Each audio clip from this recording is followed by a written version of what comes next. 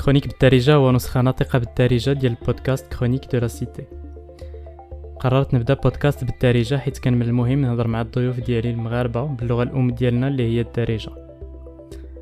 الموضوع ديال هذا البودكاست هو لا سيتي بالمعنى الأصلي ديالها اللي عطاوه ليها الإغريق القدامى، هو مجتمع المواطنين الأحرار والمستقلين، لا كوميونوتي دي سيتويان ليبر اي اوتونوم بالفرنسية.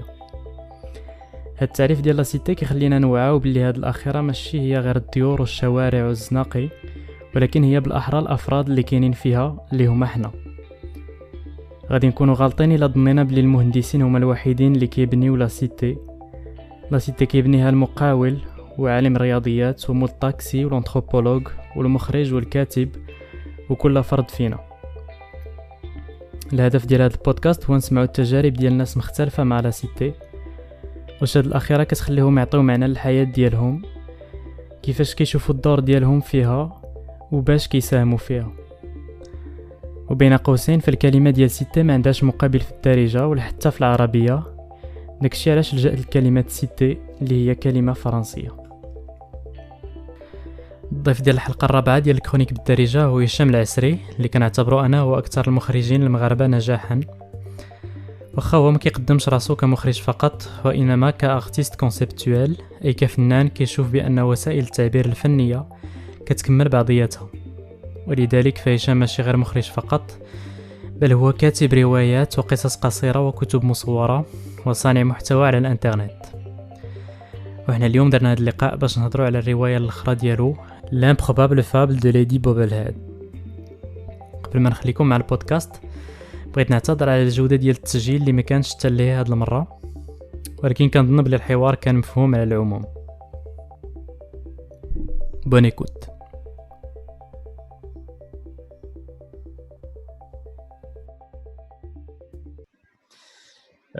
نبداو دابا. نبداو بليدي بوبل هيد. Ben, j'ai remarqué que c'était un univers très graphique. Wesh, tu procèdes comme ça pour écrire les scénarios, les romans graphiques. Wesh, c'est la même démarche. Il y a beaucoup de couleurs, de textures, de musique. Wesh, tu procèdes de la même manière pour écrire toutes tes œuvres. Oui, dans le sens où pour moi je pars du principe que l'art c'est quand même travailler sur les 5 sens, même le 6e sens si on peut. Donc voilà, j'essaie toujours de mobiliser en fait les sens et d'avoir les mots et le bon mot. Quand c'est un film, c'est des images, c'est des sensations. Quand c'est un texte, c'est on travaille avec une autre partie du cerveau. Quand c'est une bande dessinée, c'est une approche un peu plus visuelle, etc. Mais pour moi, l'idée, c'est de toucher la bonne note. En fait. C'est la note juste dans le roman.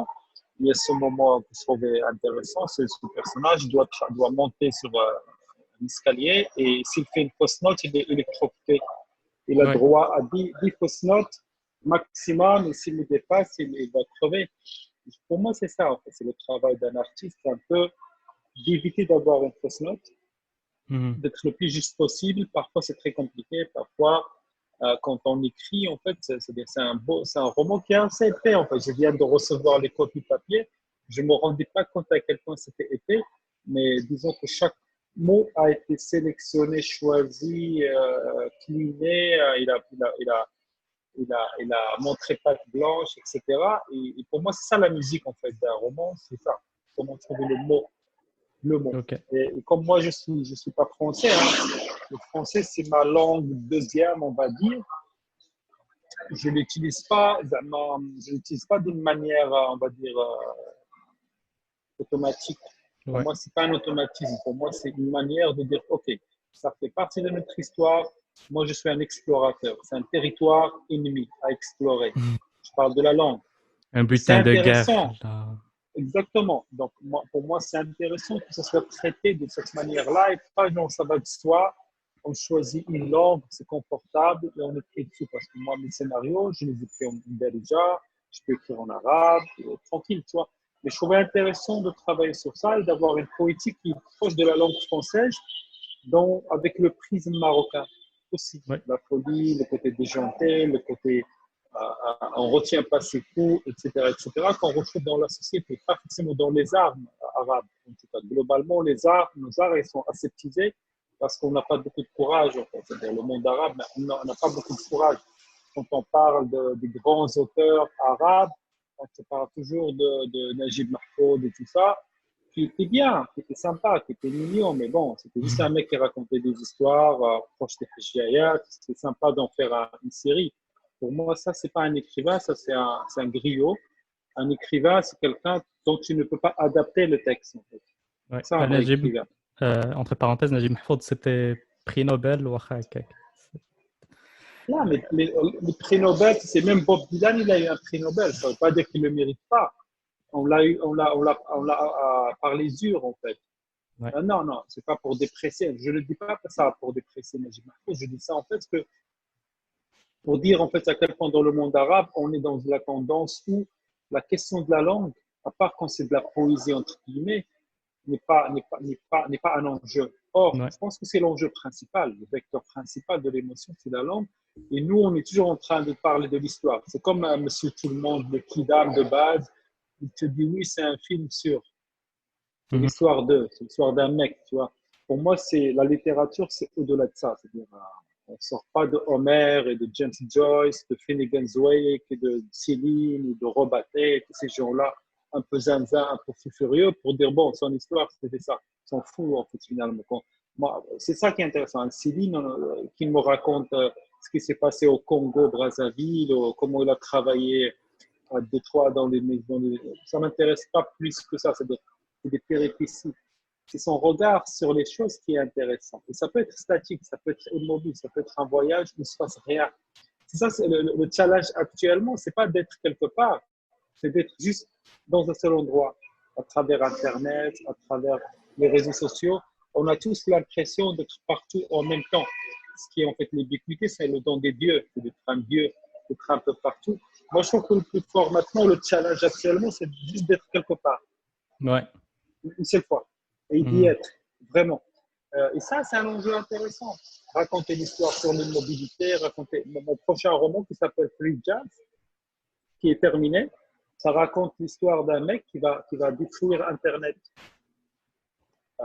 Et en fait, c'est un truc qui aurait pu être entre James Bond et Mission Impossible, et un truc d'espionnage, et d'espionnage industriel, et de terrorisme, etc.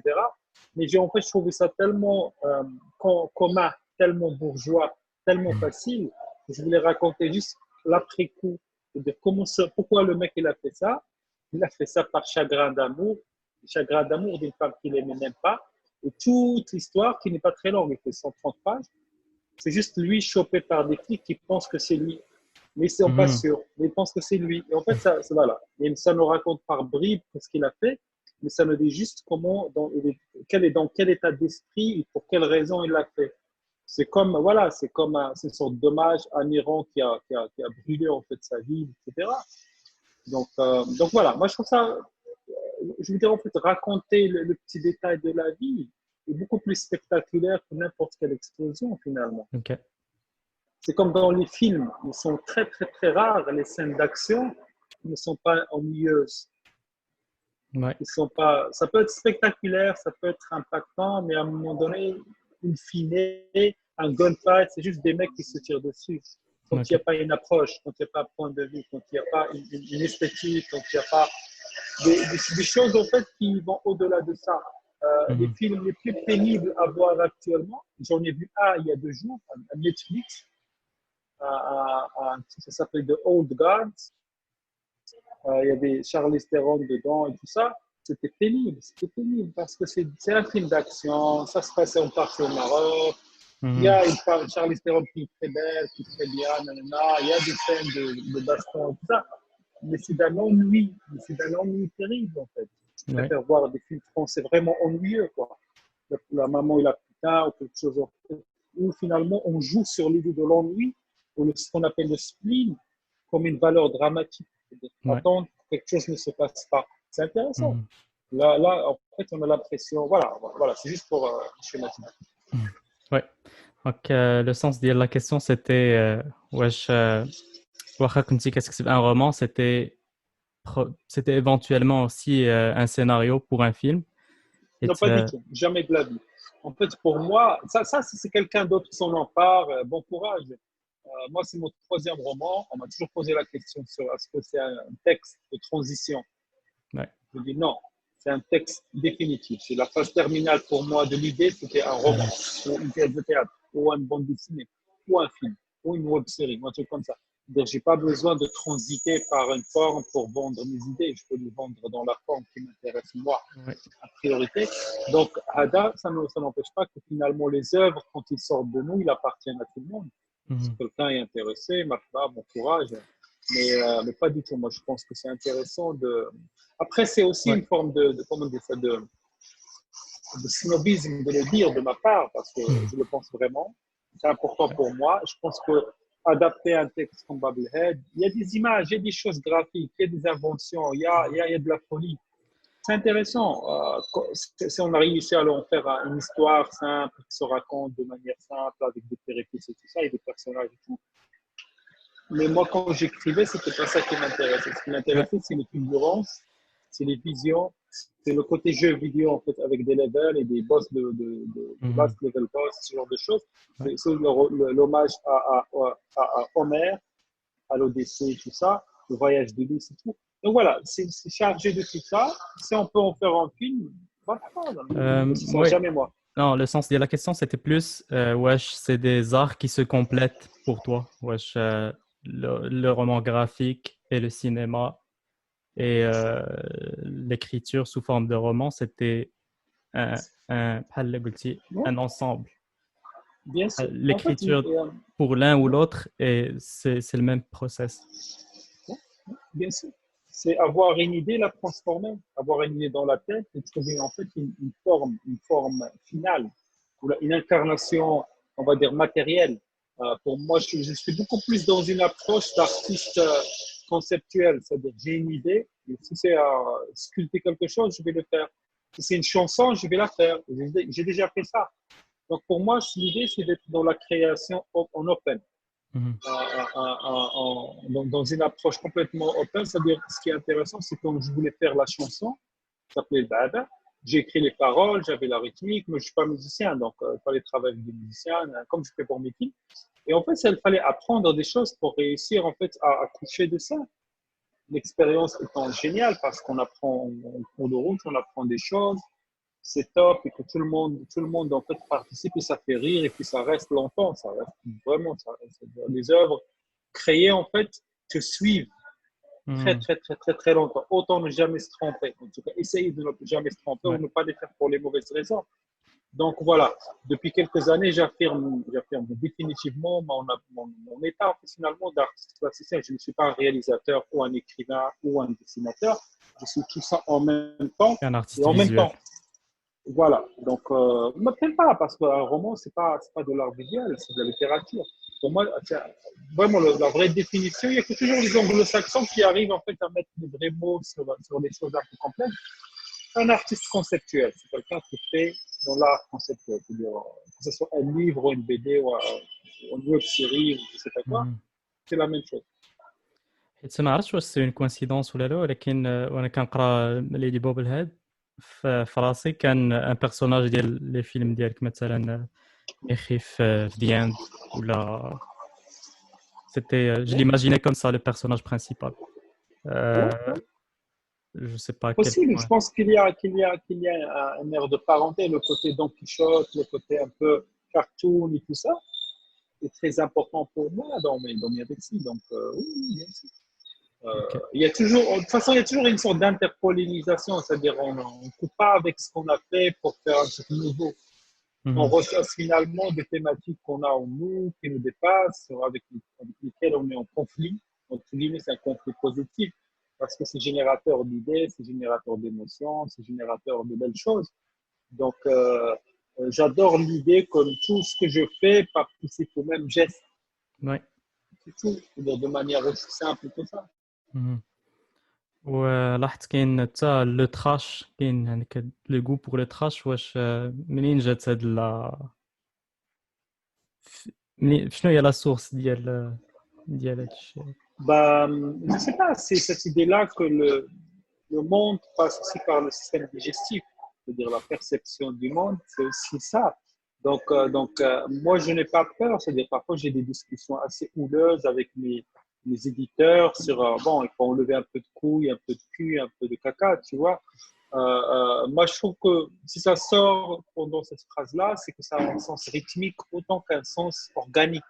Ouais. Organique dans le sens organique, mais organique aussi dans le sens de la narration. Moi, j'ai pas peur d'être là-dedans et je le fais pas par bravade ou pour choquer le bourgeois.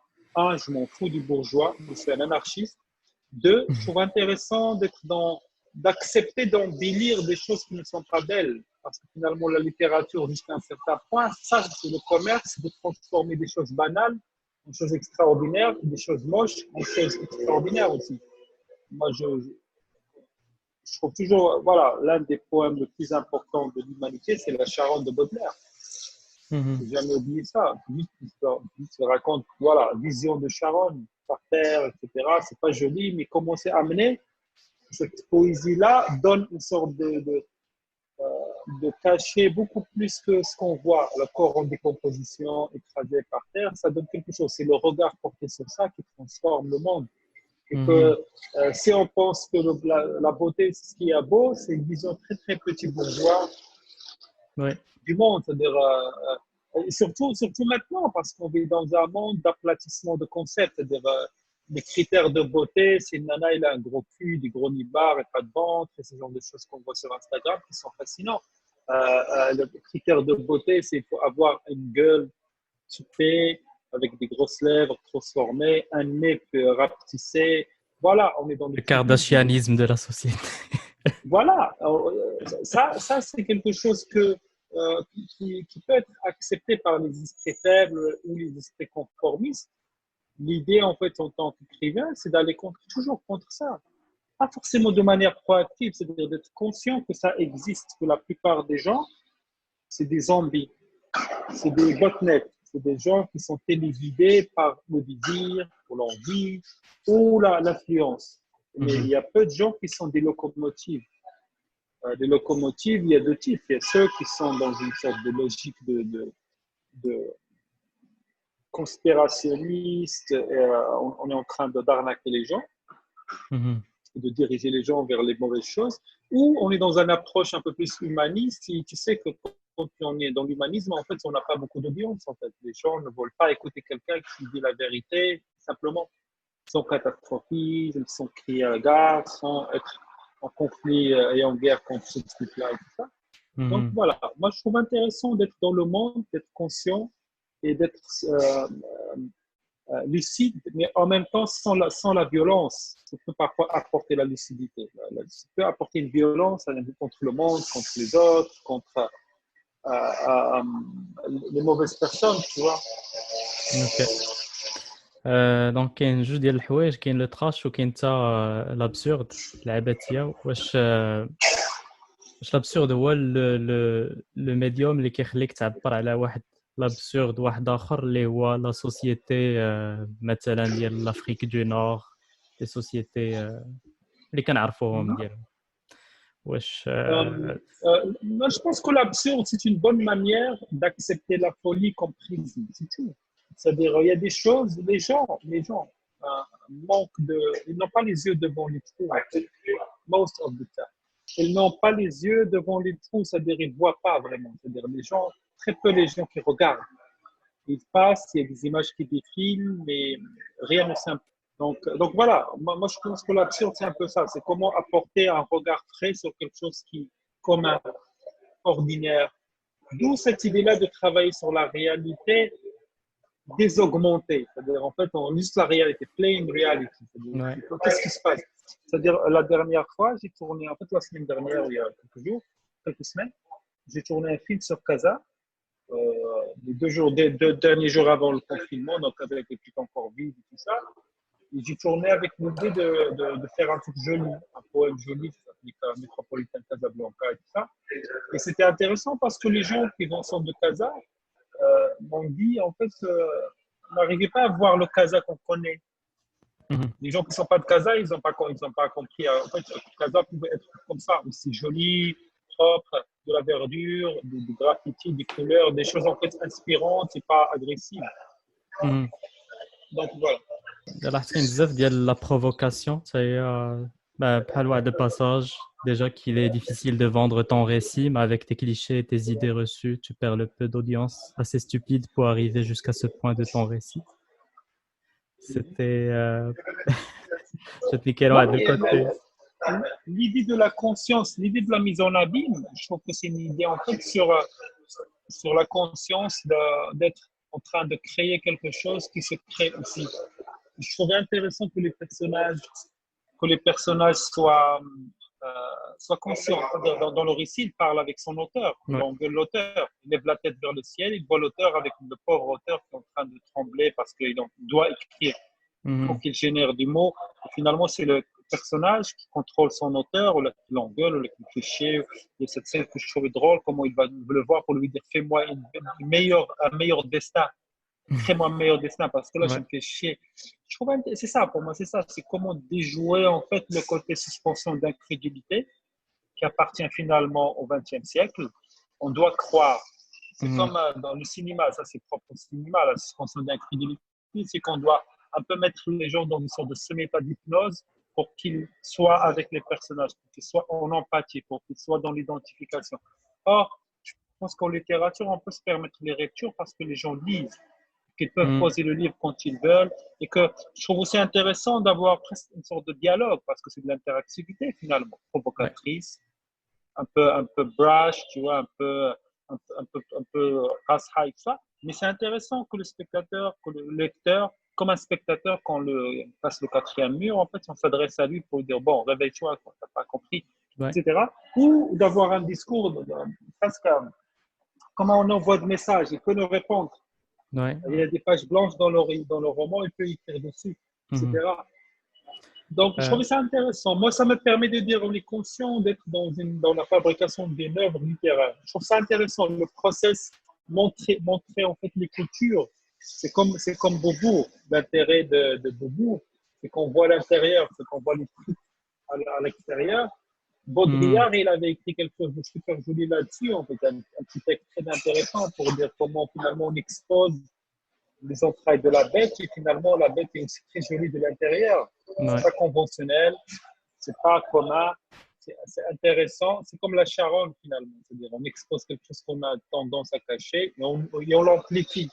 C'est Ok. hyper tropié. Les tubes qui sortent, c'est pas des tubes pour passer du Mhm. gaz ou de je sais pas quoi, c'est énorme. C'est un vaisseau spatial, on a l'impression que le truc va décoller, va rejoindre l'entreprise, le Faucon Millennium, je sais pas quoi.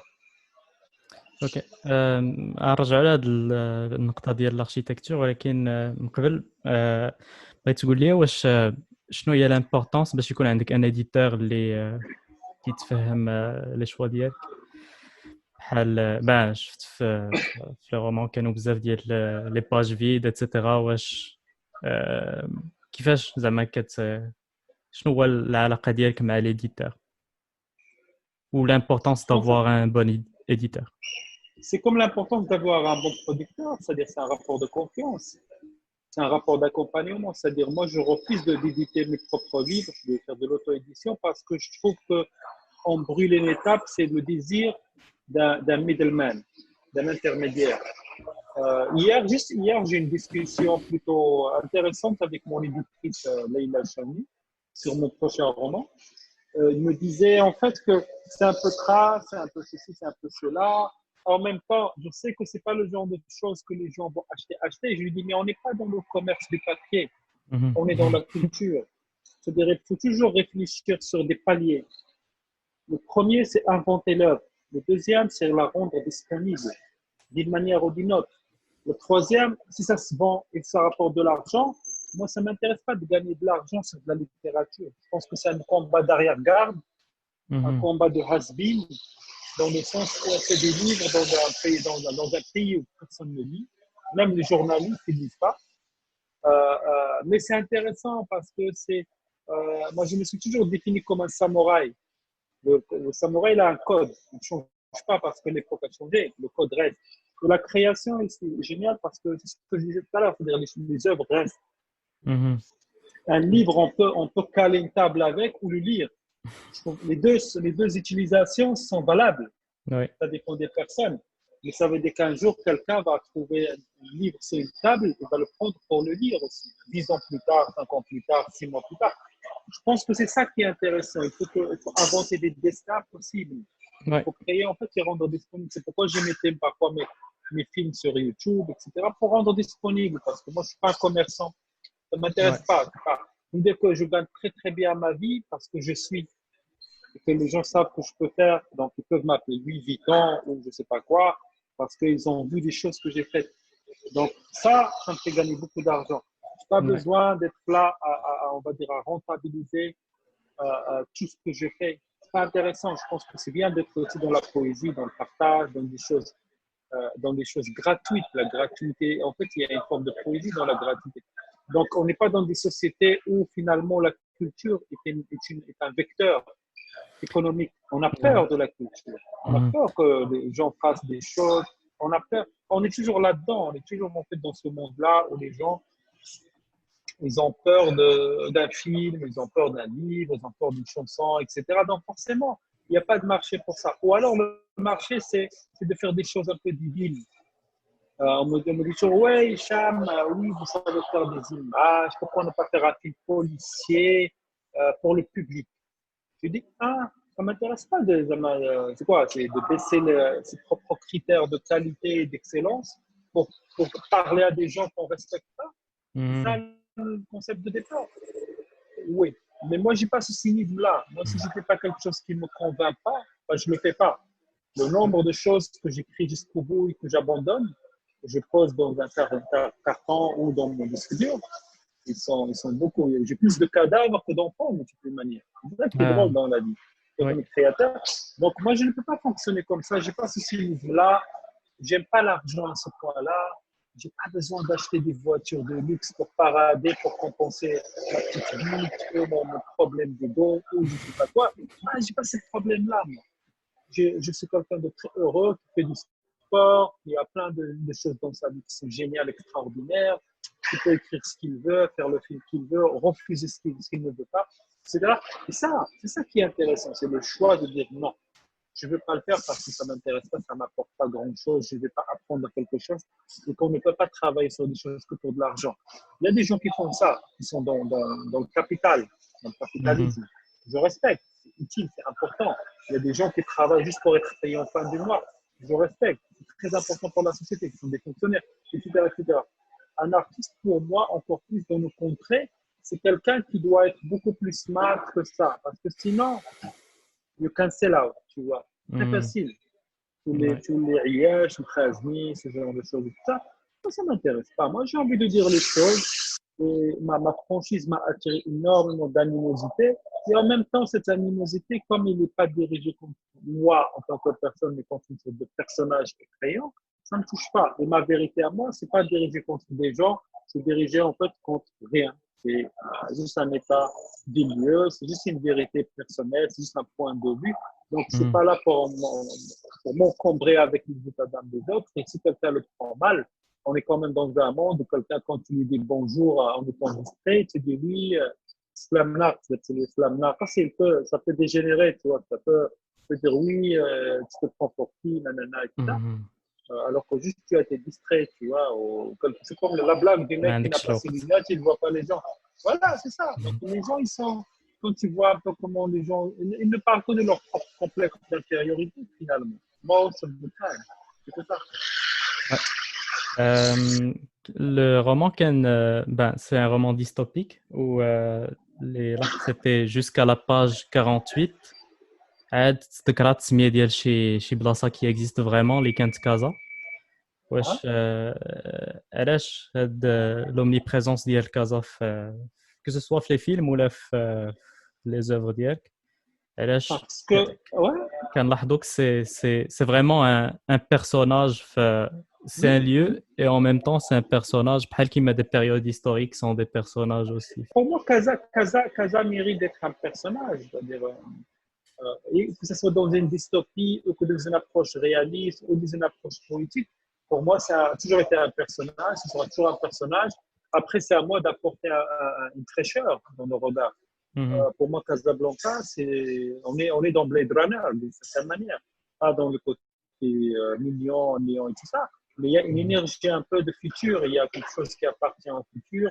C'est ça qui effraie quand quelqu'un vient de Rabat ou de Ouarzazate, il a peur parce qu'il est dans le futur, il voyage dans le temps. C'est effrayant de Allez, Anna. voyager dans le temps. Donc, non, mais c'est ça. Donc, non, mais c'est commun, c'est presque un cliché. Moi, je trouve Ouais. intéressant de pousser Casa. C'est mon deuxième roman de science-fiction après Statique. Statique, c'était un roman à facettes, très SF, etc. Là, on est plus dans la science-fantasy, tout ça. Pour moi, c'était important pour moi de poser Casa comme une métropole du Mhm. futur, donc, comme dans de Blade Runner, comme dans Metropolis, comme etc. C'est-à-dire de lui donner en fait un cachet où on est dans la réalité, mais en fait on est dans le futur aussi, dans la dystopie, dans un monde alternatif. On ne sait pas exactement dans quel monde on est, mais c'est Mhm. un monde rangé par la religion. Est-ce que c'est une métaphore? Est-ce que c'est premier degré? J'aime bien cette idée-là de jouer avec des concepts où finalement le trouble participe à la visibilisation du drame du personnage. Donc voilà. Donc, oui, c'est une ville que je trouve extraordinaire. Et que, pas parce qu'il y a des décors, des monuments, je ne sais pas quelle merde, mais c'est Mhm. extraordinaire par l'état d'esprit Et de la ville. l'énergie. Ouais. Voilà, c'est l'état Euh, d'esprit, c'est l'énergie, c'est la circulation un peu chelou des choses, etc. OK. Ou كنت ben, que ce soit في les masterclass ديالك ولا في les films ولا في les interviews كاين des références à l'architecture ou حتى في le roman هضرتي على une mosquée par Albert Speer ou Mhm. un commissariat Bauhaus Ouais. واش شنو هي لا بلاص ديال l'architecture في الحياة ديالك ولا في l'œuvre ديالك C'est parce très que là important c'est en un fait. podcast ben entre guillemets à la cité donc c'est En fait, en tant qu'écrivain, on construit des histoires. C'est la construction. C'est-à-dire, mon ouais. travail, c'est d'être un constructeur d'histoire, d'univers, d'images, de rythmique, etc. Donc l'architecture est quelque chose de fascinant parce que c'est la matérialisation de choses abstraites, littéralement. C'est-à-dire on prend une idée, on la transforme en béton, ou en métal, ou en verre, ou des choses qui sont prosaïques quand on y regarde. Ça devient trop vrai en fait, ça devient quelque chose qui peut vieillir mal. C'est quelque chose qui peut être moche, qui peut être sale, qu'on doit nettoyer, etc. Je trouve intéressant. Donc voilà, moi je suis quelqu'un qui s'intéresse à tous les arts, Ouais. à la fois par curiosité, mais aussi par soif de dire ok, comment transformer ça en quelque chose d'autre, comment prendre ce concept-là et le faire en fait quelque chose de dramaturgique, narratif, etc., etc.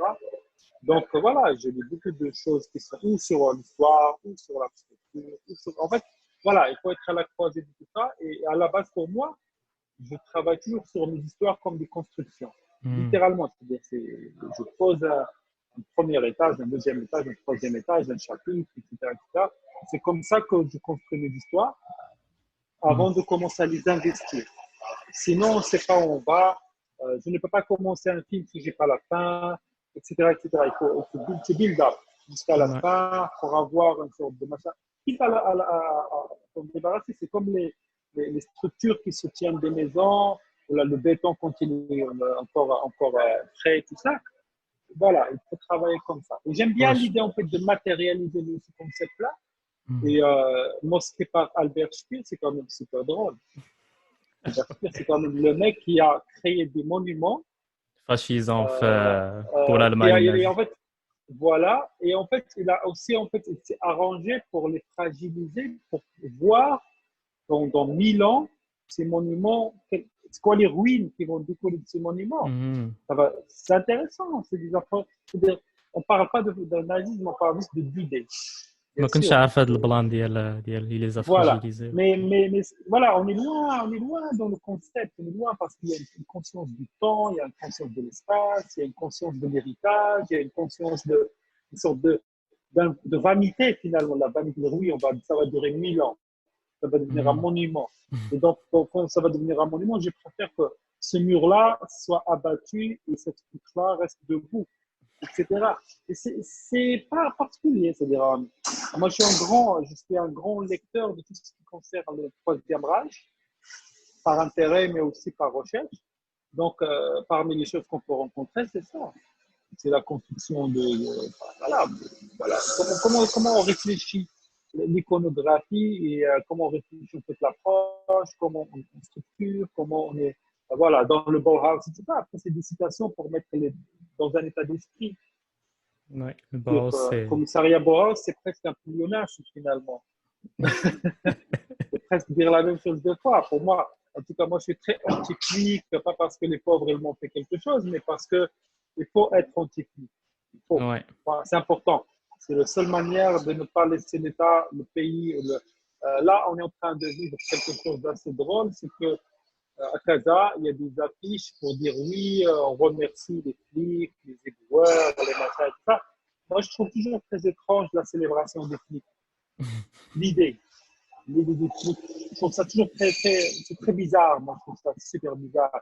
C'est comme l'aveu d'échec, c'est comme l'acceptation d'un totalitarisme, etc., etc. Et donc, du coup, voilà, moi, je suis toujours méfiant par rapport à ce truc-là, en fait. La célébration de l'officiel, du Marzania et des trucs comme ça, m'a toujours été un peu... Ça me fait peur. Voilà, parmi les choses qui me font peur dans le monde, c'est d'accepter ça comme si c'était normal. Je sais qu'il y a des gens qui ne réfléchissent pas avec leur tête mais avec leurs pieds. Ça ne me dérange pas. Chacun fait ce qu'il veut avec son corps. Mais en fait, moi, j'essaie toujours d'être vigilant. Parce qu'il y a des messages implicites, il y a des messages frontaux, il y a des subliminales qui passent, etc. Et qu'il faut faire super attention. وي وجوستومون مزيان كنهضروا على هادشي حيت بون اللي كنلاحظ انا في الخدمه ديالك كاينه واحد لا مانيير اكتيف دانكارني لو بروغريسيزم حيت بون جينيرالمون الناس اللي كيكونوا بروغريسيست ils sont de gauche وكاين لا gauche فيها واحد المشكل ديال لا باسيفيتي و بحال قلتي لا بيان بونسونس وحنايا احسن من الناس ايتترا الوغ كو Ouais. في الخدمه ديالك كاينه بحال قلتي plus de l'énergie plus constructive. ما عرفتش واش un côté presque nietzschéen ولا homérique حيت كنا كنهضروا على Homère قبيله Oui, non, moi, في le rapport au monde. je pense que والقضيه elle est assez rare حيت الاغلبيه ديال زعما les gens qui ont des idées progressistes sont aussi de gauche et c'est un peu ennuyeux. ouais, parce que on rentre dans le conformisme, en fait. On part des principes qu'on sait comment la société doit être, mais qu'on n'a pas le pouvoir de la transformer. Donc, on va boire des pots en disant que les autres sont débiles. C'est ça. C'est une vision. Ouais. Moi, je ne suis pas là-dedans. Moi, je ne suis pas là pour juger les gens. Moi, je suis là pour essayer de comprendre, pour créer des personnages ou des situations. Ça ne m'intéresse même pas. C'est-à-dire, je connais le type de personnes dont tu parles. Je les vois. Moi, je ne bois pas. Donc, je les croise parfois quand je vais draguer une nana dans un bar ou quand quelqu'un me traîne dans quelque part. Je les vois, ils sont toujours en train de refaire le monde à moitié bourré.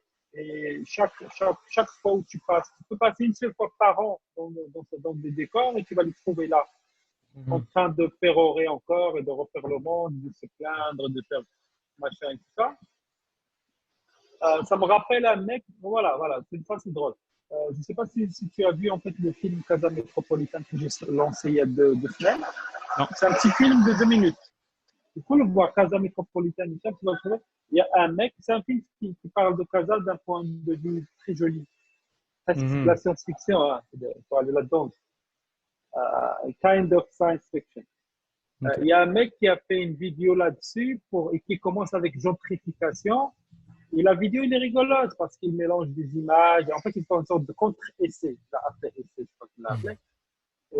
Il a fait ça pour dire que je fais un truc pour montrer le contraire de ce qu'a montré Hicham Lasky, le Casa Machin. Et bien sûr, ça commence avec gentrification, la définition de gentrification en arabe. Et puis, il commence à montrer des flics qui tabassent des trucs dans la rue, des spectateurs de foot, Et la vidéo, il est rigolote. C'est un travail d'amateur, en mode podcast, boum, bada, boum. L'image, elle est volée. La utilisé une partie de mes images pour dire ce que je. Enfin, moi, je disais rien, en fait. Moi, j'étais dans la poésie, j'étais dans la musique. Pour penser dire ce que je disais, l'inverse de ce que je disais. Sauf qu'il a eu la débilité d'écrire un texte en bas pour expliquer que lui, depuis je ne sais quel trou perdu il vit, il a fait un film contre le mien pour contrer ce que j'avais formulé, etc. Et puis, il commence à dire, nous, on est en train de vivre au Maroc, des problèmes, tous mes potes, ils sont en prison, journalistes, et qu'on ne veut pas plus boire, machin, ça. En fait, le discours gaucho, Ouais. fatigué des années ذاك القديم. 70, Ouais. incarné par des jeunes qui, malheureusement, pour moi, je suis désolé de le formuler comme ça, qui sont paresseux, qui sont contents de se rassembler pour boire des bières et dire ouais, les autres, ils sont stupides, débiles, mais ils sont inactants au possible.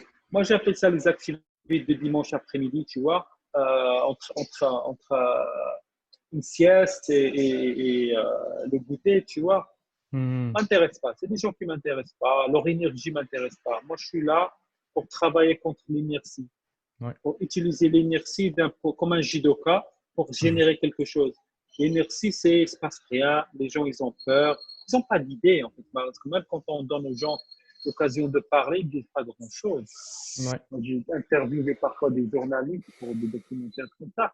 Les journalistes de culture, quand tu leur dis un truc comme ça, les gens ils te regardent comme ça parce qu'ils n'ont pas lu. Il y a un journaliste de culture, je lui dis oui, mais tu sais, ça rappelle 1984 de Orwell, il m'a regardé avec des yeux ronds. Et je lui dis clairement comme ça, je lui dis, tu sais, si tu ne connais pas Orwell de 1984, بدل change de الحرفة. métier. Change de métier, fais autre chose, fais autre chose. Soit prostituée, soit institutrice, parce qu'ils ont besoin de gens stupides qui aplatissent encore plus l'esprit des gens, etc. Mais ne fais pas un métier sur la culture quand tu n'as pas lu un livre évident.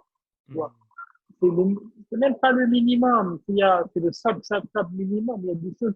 Tu ne peux pas venir me parler, tu n'as pas autorité à me parler si tu ne connais pas ça. Oui. Et je me suis levé, je me suis barré.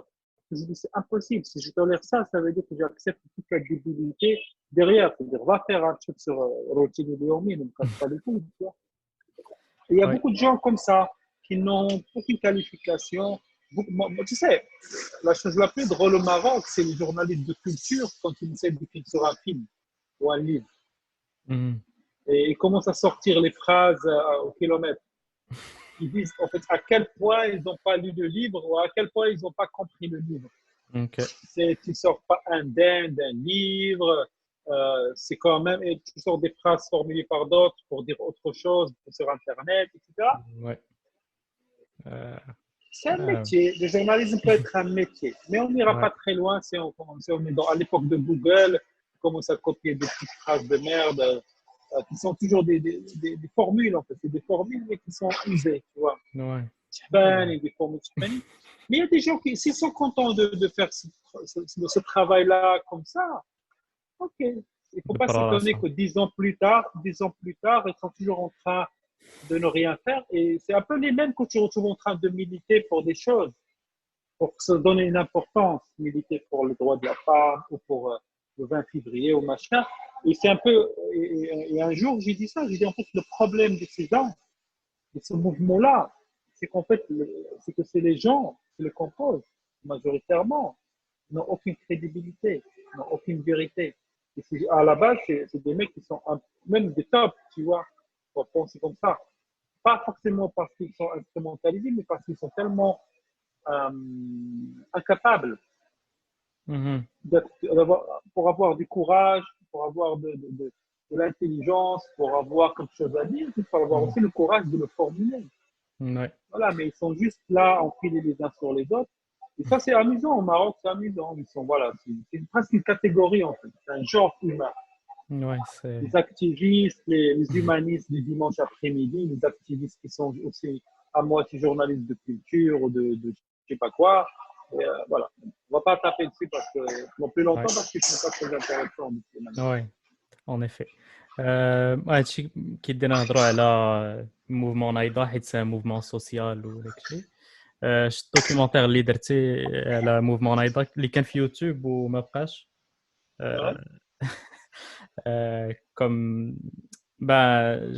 c'était un documentaire sans voix off, ce qui était c'était spécial.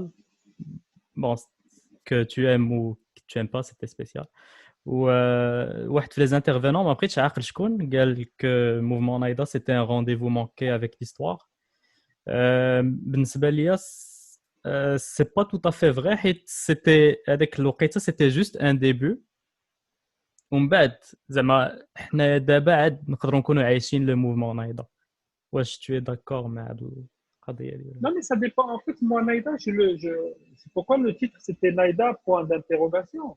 C'est-à-dire, moi, je le questionnais, je questionnais des gens. Moi, j'en faisais partie. Je faisais des films à l'époque, je travaillais avec les rappeurs et ça. Moi, je pense qu'il y a deux choses. C'est-à-dire, un mouvement, il est toujours underground et fertile et naïf. Et puis, en fait, viennent les capitaux et la récupération. C'est naturel. Même le punk, le mouvement punk, même les Sex Pistols, ils ont été A été récupérés. récupéré. Qu'un groupe de rap chante Marcel ou un truc comme ça, limite, ça fait sens, quoi. C'est comme Chirac, c'est comme Moisson, c'était ça. C'est la culture. On sort du ghetto américain pour aller vers le Moussim. Sauf que c'est fait par le rap. Ça ne me dérange pas. Je trouve même le phénomène drôle. Après, il ne faut pas se prendre la tête sur l'intelligence des gens. C'était des jeunes, majoritairement, qui faisaient quelque chose qui leur plaisait. Ça a tilté à un moment donné parce qu'ils ont trouvé des vieux en face qui avaient envie de jeunisme. Et donc, ils se sont un peu inscrits là-dedans. Le boulevard est venu avec la vérité que ça a apporté pour créer quelque chose qui était positif, c'est-à-dire des jeunes qui étaient dans des quartiers paumés, dans rien et tout ça. Ils commençaient à dire, tiens, on peut faire de la musique, ça nous intéresse, et commencer à faire de la musique, c'est devenu un rendez-vous très important. C'est ça qui m'intéresse, l'énergie positive dégagée par ça. Après, Ouais. c'est avec le site où on mettait de la musique, j'ai oublié comment ça s'appelait. On partageait de la musique libre et tout ça. J'ai oublié. C'est un site très important en 2006-2007. Les rappeurs, on a découvert beaucoup de rappeurs. Et en fait, c'est devenu très, très beau parce que c'était en fait un rendez-vous pour les jeunes, pour se dire qu'on ne sait jamais, je peux faire un album ou un morceau qui va parler aux gens. Donc, l'émergence de beaucoup de groupes, c'était pas pour l'argent, c'était pour exister. C'est pas la même chose. Exister, parfois ils viennent de quartiers paumés, parfois ils viennent de la misère, parfois ils viennent de la difficulté de la vie, parfois ils viennent de villes un peu perdues, on ne sait même pas où ça se trouve, avec l'envie, bien sûr, avec ce côté un peu clichétique, des mecs de settle dance qui s'habillent en hip-hop et tout ça. Mais pourquoi pas? On doit passer par une adolescence un peu, on s'identifie à des icônes qui nous inspirent, qui peuvent venir d'ailleurs, avant de retrouver sa voix. Et il semble ça intéressant. Après, Justement. sur le mouvement lui-même, moi, je suis très sceptique parce qu'après coup, on a essayé de coller plein de petites choses qui n'étaient pas justes, qui n'étaient un peu des demi-vérités et des semi-mensonges. Mais c'était pas ça. Je pense que je voulais en fait donner la voix à ceux qui ne parlaient pas forcément tout le temps. Je les ai un peu cuisinés. Je suis pas un journaliste, donc je les ai travaillés. Donc parfois, je les mettais sous le soleil pour qu'ils ne soient pas bien. Tu Ouais. vois, pour qu'ils sortent des choses qui les dépassent. Pas le Ouais. discours premier degré, non, et ça. Je trouvais intéressant de dire en fait que le combat, c'est pas un combat pour Maïda Panayda, c'est un combat pour la culture comme vecteur de conscience pour la population. Donc, en fait, on ne peut pas réfléchir une société sans réfléchir sa conscience. C'est-à-dire, quand on ferme les yeux, on pense à quoi? On ne peut pas ne rien leur donner et se plaindre que derrière, il y a des ensauvagements, il y a des gens complètement zinzin, il y a des vols, il y a des choses comme ça, alors que tu ne leur as pas donné d'art, tu ne leur as pas donné de Ouais. théâtre, tu ne leur as pas donné... Tout le monde veut être acteur, mais personne ne travaille pour être acteur. Tout le monde veut passer à la télé, mais très peu de gens font l'effort d'avoir une culture, d'avoir, je sais pas, faire des stages, faire des choses comme ça, parce que à un moment donné, on est quand même à une époque où n'importe qui peut devenir célèbre parce qu'il a dit une connerie, tu vois. Ce qui est intéressant, mais il ne faut pas distinguer entre la chair à canon pour YouTube et une œuvre qui peut aller plus loin. YouTube va disparaître un jour, Ouais. remplacé par autre chose. L'œuvre ne va pas disparaître. C'est comme les films des années 30, 40. on ressort en DVD, puis on ressort en Blu-ray, puis on ressort en 4K, puis on ressort en je sais pas quoi, puis on pas quoi. C'est-à-dire l'œuvre elle-même, elle est immortelle. La plateforme l'est immortelle. C'est-à-dire il y aura quelque chose qui va venir niquer Netflix, c'est quelque chose qui va venir niquer machin. C'est la marche du temps, tu vois. Donc, mais nous, on n'est pas là pour répondre à ça. On est là pour inventer des choses qui nous appartiennent, qui soient vraies. Il y a Ok. des choses vraies. Moi, j'ai beaucoup collaboré avec Oba Oba Spin parce qu'ils sont vrais. Ils ne sont pas appréciés parce qu'ils ne sont pas dans le hiachisme et dans un discours un peu comme ça, parce il faut qu'il soit cohérent. Et moi, je le connais, donc on en parle. Il fallait être cohérent, c'est-à-dire, on est d'accord, on va pas faire l'adaptation de Monsieur le Président comment il s'appelle, de Boris Vian, on parle de Monsieur le Super Praïd, je sais pas Monsieur quoi. Superfate. Et Ouais. voilà, et donner l'impression qu'on est quand même gentil, mignon. Moi, si je traîne cette image-là de mec un peu punk, un peu intraitable et tout ça, tant mieux, ça nous dégage le système nerveux de tous les gens stupides et tous les gens un peu arrivés ici.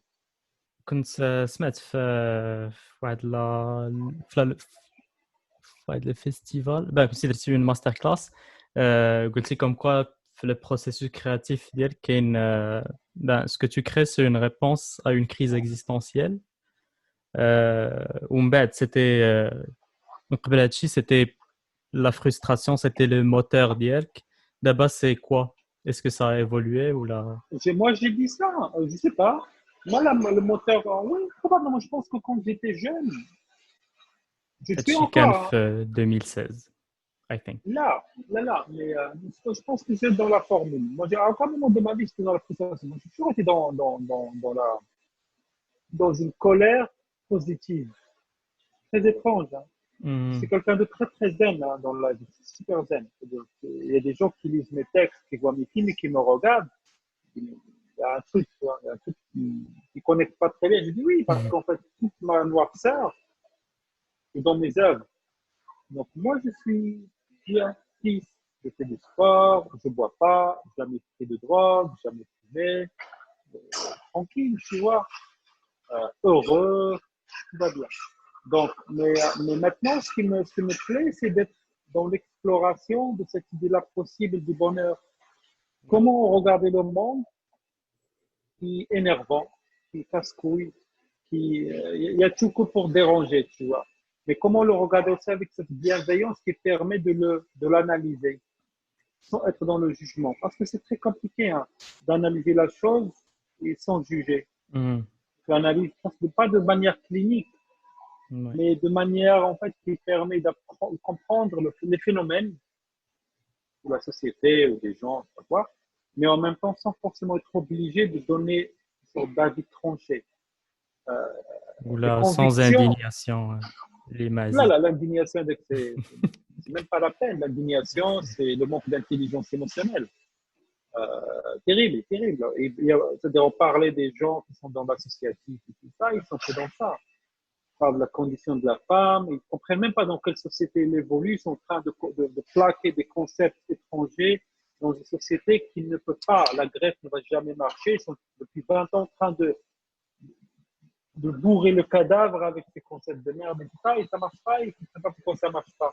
Et à la fin, ils te disent, oui, les gens, ils sont stupides, la société est nulle, et tout ça, et on ne va jamais marcher, et comme dans la dépression.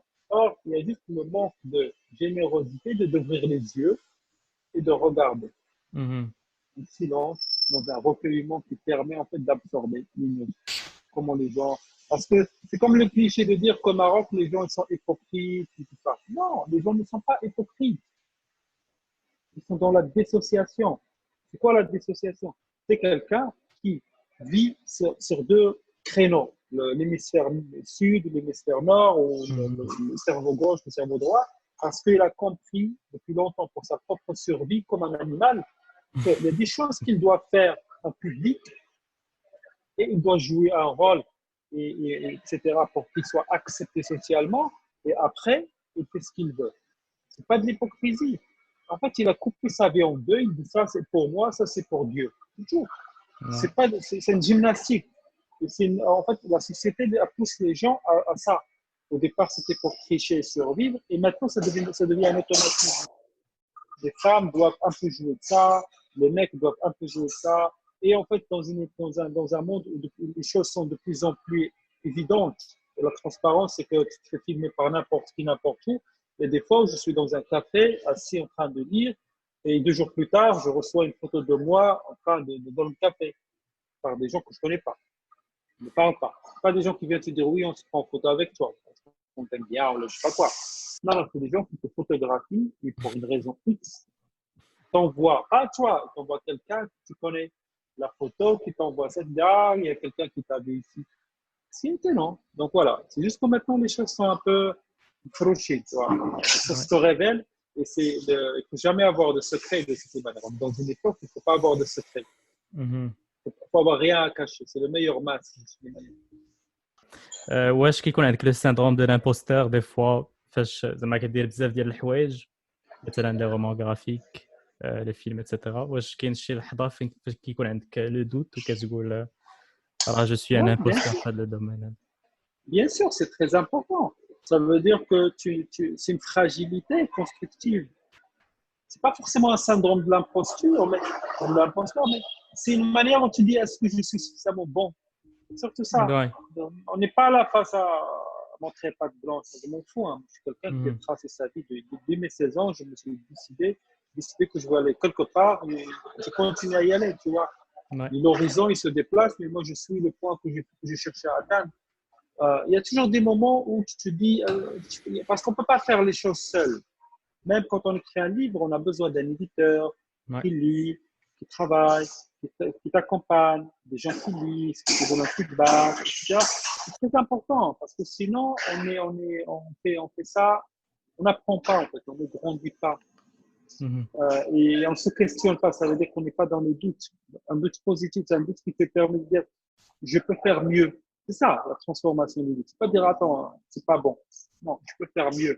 Toujours être dans le positif. Toujours pousser à dire ok, on peut améliorer. C'est comme en sport. Tu peux toujours t'entraîner plus. Ton corps va te suivre jusqu'au moment où il va arrêter de te suivre. Donc c'est ça que je trouve beau. Et les arts, un peu, c'est ça. C'est-à-dire que tu commences à zéro à chaque fois. Starting from scratch, à chaque fois, il ne faut pas être dans le confort. Si tu es dans le confort, les muscles se relâchent, l'inspiration aussi. Et donc, ça devient un peu slappy, ça devient un peu mou du genou, ça devient pas intéressant. En fait. Beaucoup de gens se sont fait avoir par rapport à ça. Ok. En tout cas, merci. C'est un plaisir d'interviewer une personne اللي كتعتبر راسك un fan ديالها. C'est un Je suis plaisir. un grand fan. Un plaisir. Donc, écoute, continue le bon travail, on reste en contact. Voilà. Ok. Merci beaucoup et à la prochaine. De rien. Yalla. Salam après. Salam.